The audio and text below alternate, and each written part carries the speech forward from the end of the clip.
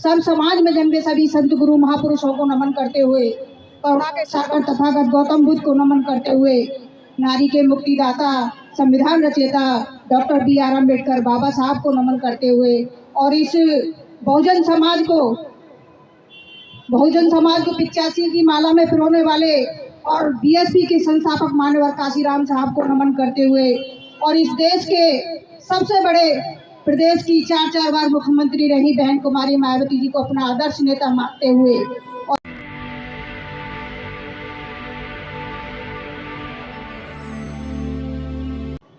सभी को मैं जय भीम नमो बुद्धाय। और यहाँ पर आई हुई सभी जितनी भी बसपा प्रेमी यहाँ पर बैठे हैं तो मान्य बहन जी के इस 68वें जन्मदिन समारोह में उपस्थित हुए हैं, उन सभी को मेरा जय भीम नमो बुद्धाय। दोस्तों, हम सब लोग जानते हैं कि अब आने वाला जो समय है 2024, तो मैं सीधी डायरेक्ट बात करूंगी कि समय कम है और हम लोगों का जो उद्देश्य है आप लोगों को यहाँ बुलाने का, और हम सब लोग जानते हैं कि 2024 हमारे सामने है और उस 2024 में हमारे सिर्फ दो ही हमारे जो जिम्मेदारियां बनती हैं। सबसे पहली जिम्मेदारी कि हमारी वोट की जो वैल्यू है उसको समझने की बहुत ज़्यादा ज़रूरत है, क्योंकि इस वोट की वैल्यू को हम लोग समझ नहीं पा रहे हैं। आज देश को आज़ाद हुए 67 साल हो चुके हैं, लेकिन आज भी हम बहुजन संख्या में होने के बावजूद भी देश पर आज तक नहीं पहुंच पाए। इसकी वजह क्या रहती है? उसकी वजह को हम लोगों को जानना होगा, क्योंकि हमारे लोग बड़े भोले भाले लोग हैं, बहुत ही हर किसी की बातों में बड़े जल्दी से आ जाते हैं, क्योंकि बहुत समय से हमारे समाज के लोगों को दबाया और कुचला गया है और उन लोगों को इतना सताया गया है कि उनको सामने अगर थोड़ा सा भी अगर कोई भी ऐसा लाभ की चीजें अगर सामने रख दी जाती हैं तो अपने दुख दर्दों को बहुत जल्दी भूल जाते हैं। तो दोस्तों, हमें उन भाई इसको सही करवा दो भाई, देख ना चल दिखाइए। हेलो हेलो, सही पकड़ लो, सही पकड़ लो, नीचे हाथ करके। तो दोस्तों, हमें अपने वोट की जो कीमत है उसको पहचानना पड़ेगा, क्योंकि वोट की जब तक हम लोग कीमत नहीं समझेंगे तब तक हम लोगों को पता ही नहीं चलेगा कि हम कहाँ वोट दे रहे हैं और क्यों वोट दे रहे हैं।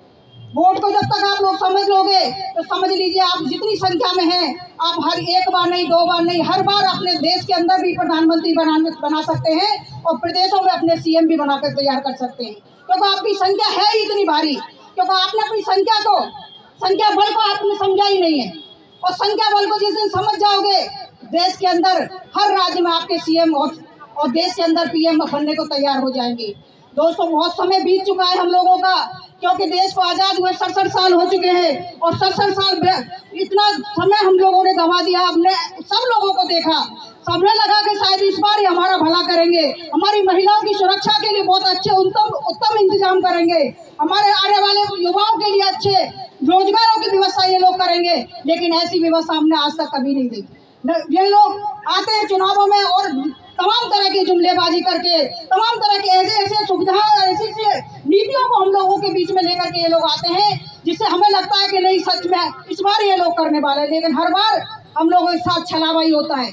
तब तक इस छलावे के साथ आप लोग जीते रहोगे, तब तक अपने बच्चों के भविष्य को दांव पर लगाते रहोगे। अब वक्त आ गया दोस्तों, 2024 में हम लोगों को बहन कुमारी मायावती जी को देश के अंदर बैठाने का काम करना है और इस देश का सबसे बड़े देश के जो प्रदेश में 4 बार मुख्यमंत्री है, उसका शासन प्रशासन सब लोगों ने देखा है। सिर्फ एक बार माननीय बहन जी को पूर्ण बहुमत का समय मिला, उस समय में बहन जी ने बता दिया। आज देश में नहीं, देश के बाहर भी लोग माननीय बहन जी के शासन प्रशासन की लोहा मानते हैं, कहते हैं कि अगर देश के अंदर राजनेता हो तो बहन कुमारी मायावती जैसा हो, वरना हो ही नहीं। क्योंकि माननीय बहन जी के अंदर, माननीय बहन जी जिस समाज से आती हैं, जिस समूह से आती हैं, उन्होंने वहाँ पर बहुत अन्याय अत्याचार को देखा है। उन्होंने देखा है हमारी माता बहनों के साथ किस प्रकार की जातियाँ होती है, हमारी माता बहनों के साथ किस प्रकार के जुल्म होते हैं, उनकी FIR तक दर्ज नहीं होती। तो ऐसे सिस्टम को माननीय बहन जी ने बड़े बारीकी से हमारे लोगों के बीच में जाकर के खुद को भी सहन करते हुए देखा है उन्होंने इन सारी समस्याओं को। तो इन समस्याओं को वो बहुत अच्छी तरीके से समझती हैं। जो व्यक्ति इस समस्याओं को जब बहुत अच्छी तरीके से समझता है तो समझ लो उसका इलाज भी वो बहुत अच्छी तरीके से कर सकता है।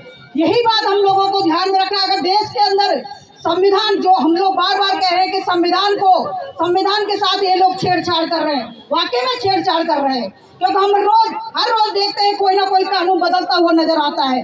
कोई कहता है कि ऐसी एक्ट के कानून को हटा दीजिए, क्योंकि इसकी वजह से लोग गलत तरीके से आरोप लगा करके लोगों को जेल के अंदर डालने का काम करते हैं। साथियों, बाबा साहब ने ऐसी एक्ट ऐसे ही नहीं आप लोगों के लिए बना कर दिया, क्योंकि उन्हें पता है कि ये लोग जब तक उनके ऊपर डर नहीं होगा आप लोगों की सुरक्षा कायम नहीं रहेगी। और जो 2 अप्रैल का जो हमारा जो आंदोलन था वो इसी बात का गवाह है कि बाबा साहब ने आप लोगों को इतनी मजबूत चीज़ आप लोगों को दे के गए हैं, आपको संविधान इतना मजबूत दे के गए हैं। इस संविधान को बचाने के लिए हमें 2024 में माननीय बहन जी को देश का प्रधानमंत्री बनाना होगा।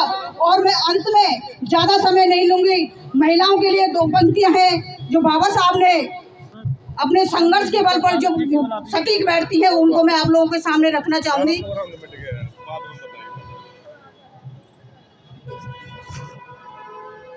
महिलाओं के लिए मैं 4 पंक्तियां हैं, उन 4 पंक्तियों को बोल करके मैं अपनी वाणी को विराम दूंगी, क्योंकि समय बहुत हो गया। हमारे और भी वक्तागण हमारे मुख्य अतिथि हैं जिनको हमें सुनना है, और उन्हीं के लिए हमने ये प्रोग्राम रखा है, क्योंकि माननीय बहन जी का जो संदेश है वो आप लोगों तक पहुंचना जरूरी है।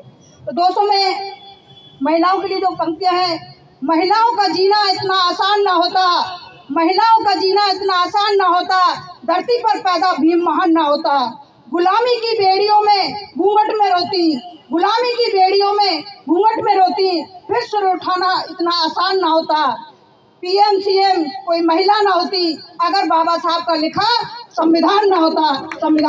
जय भीम, नमो बुद्धाय। अगर आपको लगता है कि हमारा काम बहुजन समाज के लिए महत्वपूर्ण है, तो आप हमें आर्थिक सहयोग के लिए सीन दिखाए गए QR कोड स्कैन और फोन पे और गूगल पे और UPI और बैंक अकाउंट में कर सकते हैं।